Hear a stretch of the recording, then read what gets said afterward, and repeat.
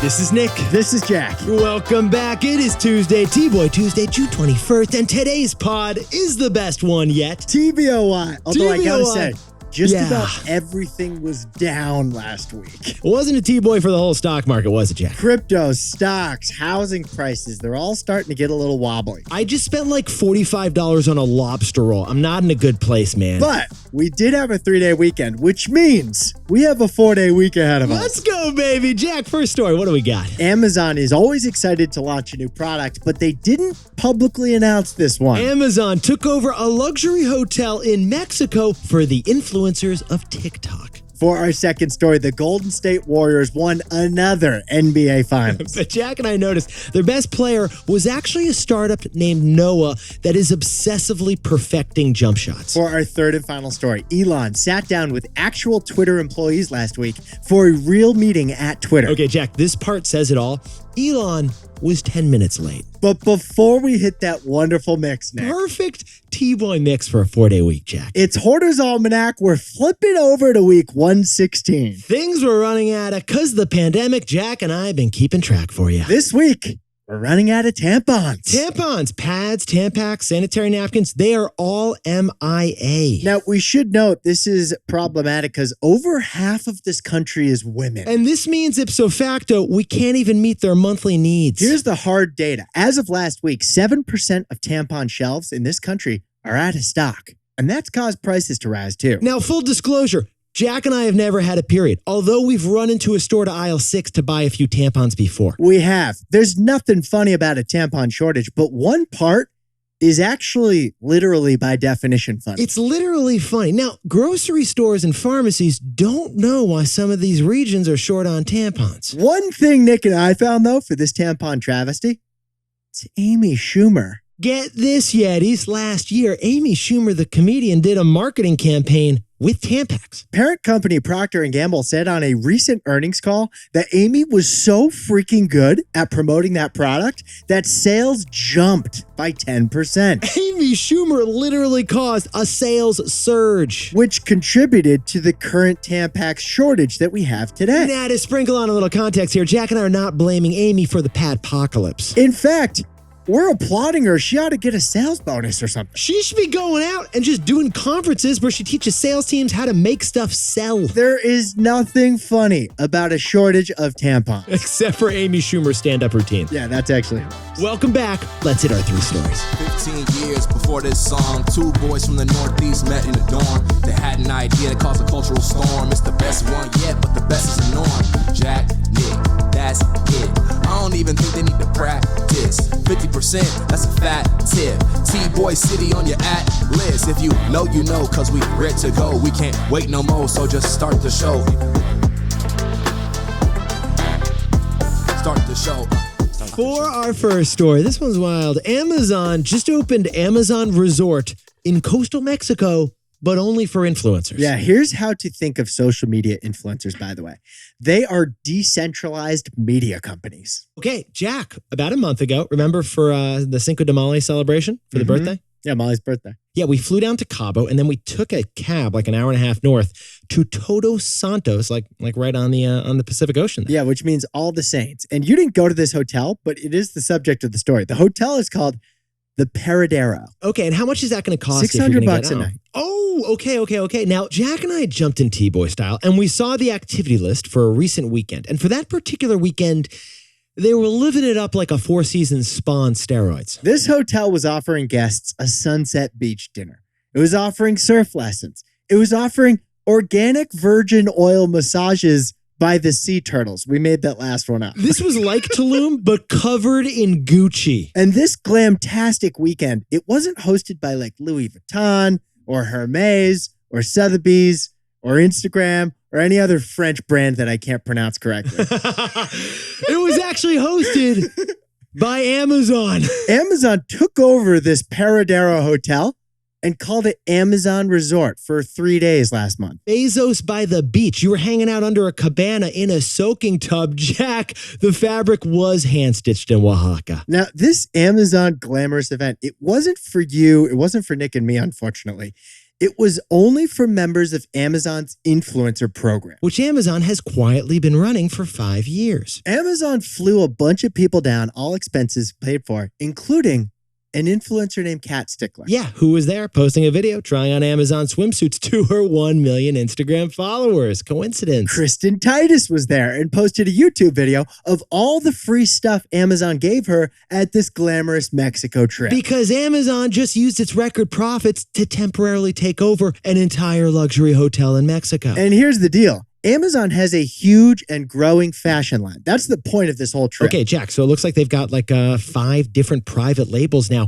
High-end fashion by Amazon. It's called Good Thread. It's called Daily Ritual. It's called Spotted Zebra. Those are all things you can buy on Amazon. Oh, wait, there's more. There's also a department store Amazon just opened in Los Angeles to sell these 5 Amazon fashion brands. So Amazon shipped all these influencers down to Todos Santos and started getting them free stuff on one very particular condition. You post pictures and you post videos of this free Amazon fashion stuff that we're hooking you up with. Hashtag Prime, hashtag Spicy Margaritas. And if your Facebook post leads to a sale, here's the deal, influencer. Cha-ching! You get 20% of the commission. That's a fat tip. Now, in the 5 years since Amazon launched their influencer marketing program, spending on influencers like this, it's up 10x across the industry. We repeat, influencer spending is up 10x across like all the tech companies and the fashion companies. And that's why Amazon felt okay taking over an entire luxury resort on the Pacific Ocean to host a bunch of beautiful people with followings way bigger than they could ever wish they had for themselves. 1 sec. I can't hear you.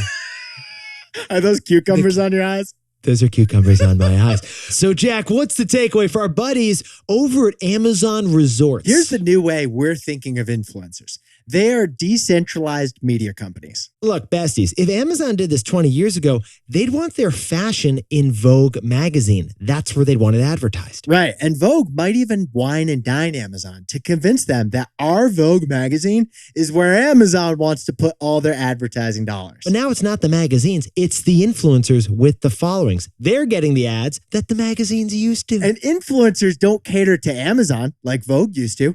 Amazon is catering to the influencers. So now you got groups of online creators that have replaced entire media companies, taking more of the ad share and getting more of the love. If you got a pretty good following, influencers are getting it pretty good. And those influencers, they're really decentralized media companies. For our second story, the Golden State Warriors spent the entire weekend partying their NBA Finals championship. But the MVP award goes to one tiny startup. Not starter, startup.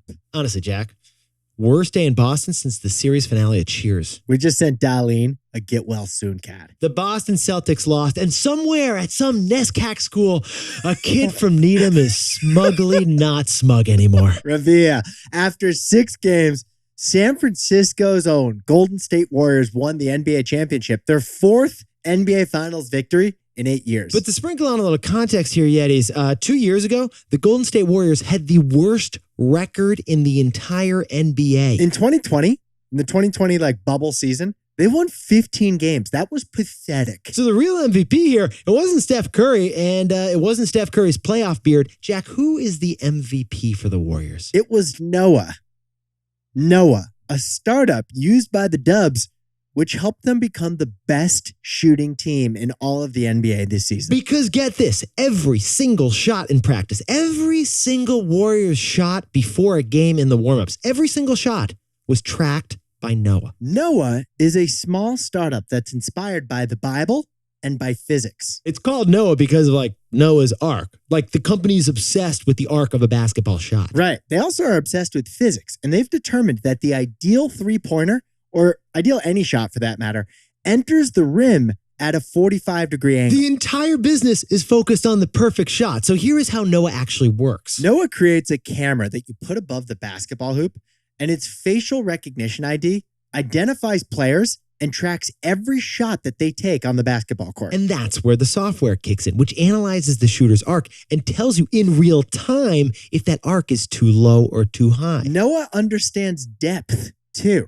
So after practice, it'll tell you if you're consistently shooting a little bit too long or if you're consistently on the front of the rim, a little too short. It's not like heckling, but it's like, hey, Draymond Green, you're 6 degrees off, man. So Noah's like a robo-coach. It's Steve Kerr's bestie. When Steph Curry makes a three, the assist kind of goes to Noah. So Noah's got a lot of big data. They've seen and analyzed 384,650,675 shots, so they know what the perfect shot looks like. They know that the hoop is 18 inches wide, but the perfect shot comes in 11 inches deep into the net. So the Warriors don't practice to make a shot. They practice putting the ball in the perfect spot in the back of that net. That's how champs are made. So Jack, what's the takeaway for our buddies who are actually anyone who uses data? Beware of analysis paralysis. Okay, Yetis, Jack and I dove in further, T-Boy style. Turns out the Warriors are jacked up on more tech software than a Palo Alto engineer. They also use a product called Catapult,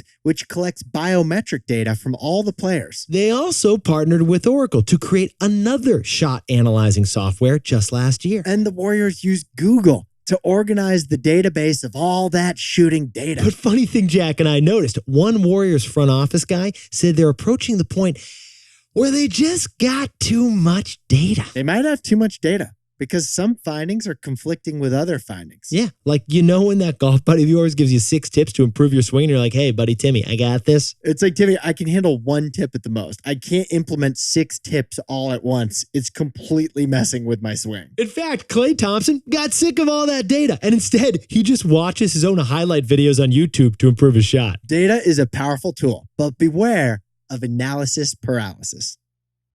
And now word about our sponsor, Robinhood. Nick and I got to know Vlad and Beju, the co-founders of Robinhood, when we worked there for 3 years. And there's this one business principle we heard from them, and we honestly loved it. ABL. Always be launching. Always be launching. That's what keeps customers engaged, it keeps investors happy, and it keeps competitors kind of concerned. Always be launching is also consistent with Robinhood's mission to democratize finance for all. Yeah, not just stock trading, also options, crypto, spending, wallets, and more. They launched a lot of stuff. And that's something we heard, we saw, and we adopted. Yeah, this week we relaunched the podcast as the best one yet and launched a video pod right here. More to come. If you're not on Robinhood yet and want to get started, go to Robinhood.com/TBoy and choose your free stock. That's Robinhood.com/TBOY. Certain limitations apply. All investments involve risk. Robinhood Financial LLC, member SIPC. By the way, Robinhood is no longer affiliated with us or this podcast. For our third and final story, the big excitement last week was that Twitter employees got to confront Elon Musk in a company Q&A. It was anticlimactic. Yeah. But got Trumpian levels of coverage in the news anyway. Forget the Patagonia fleeces. You are not a tech company unless you do a Thursday all-hands meeting. And the most exciting part of a Thursday all-hands is the Q&A with the executives at the end. Well, for this Twitter all-hands, the Q&A was really the only thing that even mattered. Because it wasn't with the current Twitter CEO. No. It was with their potential future CEO, Elon Musk. It was a tweet and greet. So this could have been like a huge news event. Remember, Elon is trying to buy Twitter. He has been trying for like 2 months now. And now the employees get to say, hey, what the heck is going on with this deal that you seem to be trying to get out of, but tweet about every day and like consult the company? But here's the problem. The entire event was kind of summed up in this one image.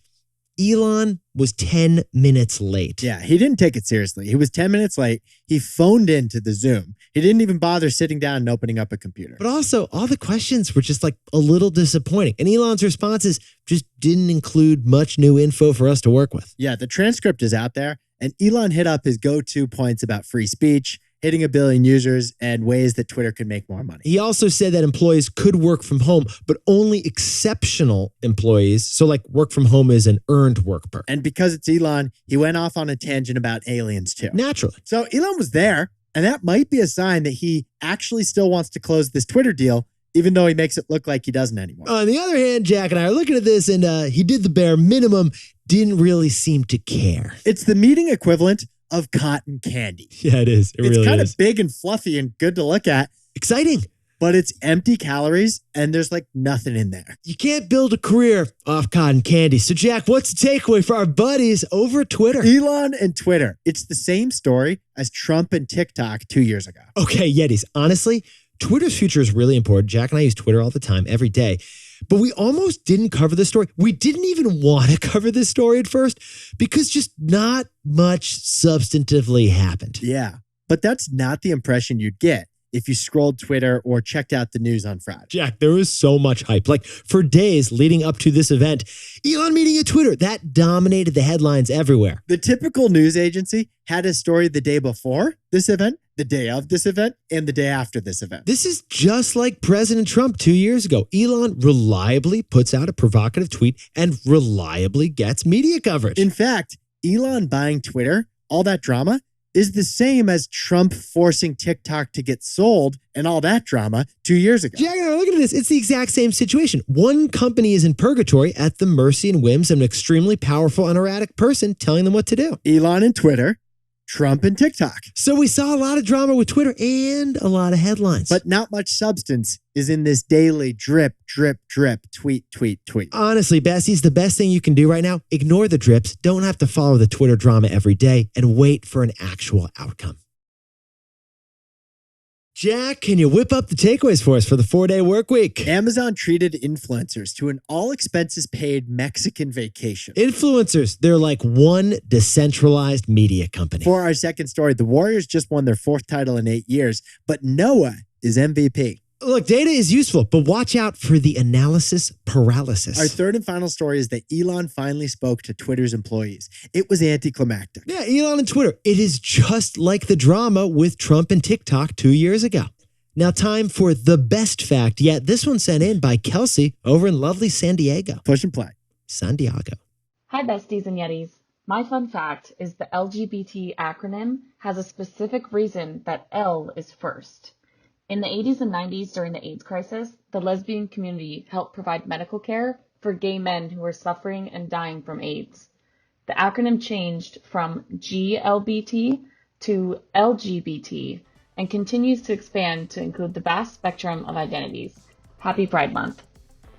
All right, Kelsey, acronyms, you never think about the order sometimes. The acronym order matters. The order matters, Jack. LGBTQ. It's there we an go. evolving term that also has meaning. Happy Pride Month to all the besties out there. And before we go, if you want to get your voice on the pod and you have the best fact yet, we got a form in every single episode. We want to get your facts. No pressure, but Yeah. you only make the pod if it's the best fact yet. It just so happens today's was the best fact yet. Jack and I will see you tomorrow.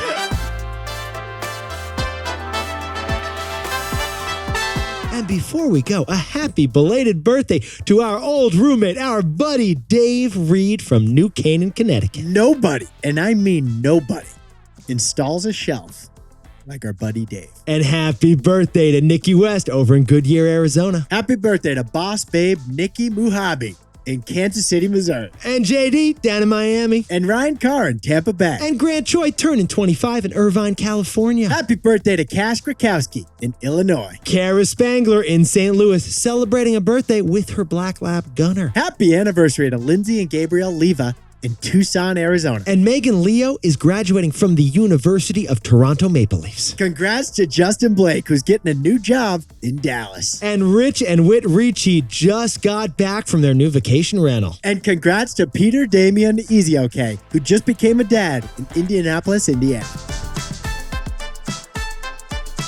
This is Jack. I own stock of Amazon, and Nick and I both own stock of Twitter and Robinhood. And now word about our sponsor, Robinhood. We see ads all the time. All over the place, $10 off this $5 promo code for that, Jack. You can buy 3 suits, you can get 1 free. But something we always thought was cool about Robinhood, the free stock promo. Yeah, this was wild. The promo isn't like some X amount of dollars. It's 1 stock. If you signed up for Robinhood, they'd thank you with a single share in a publicly traded company on the house. And that free stock promo, it actually helped drive Robinhood's growth and got new users in the stock market right away. One of the most creative moves in promotional history. So when Robinhood became our sponsor, naturally, Jack and I said, we got to do the free stock giveaway. If you're not on Robinhood yet and you want to get started, go to Robinhood.com/Tboy and get cash to select your free stock. That's Robinhood.com/TBOY. Certain limitations apply. All investments involve risk. Robinhood Financial LLC, member SIPC. Robinhood is no longer affiliated with us or the podcast. Do you think people would watch us play video games? Well, I'm terrible at them, so they would definitely be entertained. What's the best video game? Like, what's your best game? That I've played, a video game? Like the best video game I've ever played. Like, if you had to compete in like a life or death video game tournament, what game would you request that tournament be? Wordle. It's not a video game. Competitive Wordle. Wordle on a TV, Jack. I can choose great characters. That's about it. I was so bad at video games that I remember in summer camp I had a Game Boy and I like let other people play it. Like I just handed it to them because I was like, I'm not enjoying this. Remember that like NBA jams? You'd get the Game Boy and you go. I used to lick PlayStation CDs. Whoa. You like go to their house, you're like, no, don't worry about it. I got this.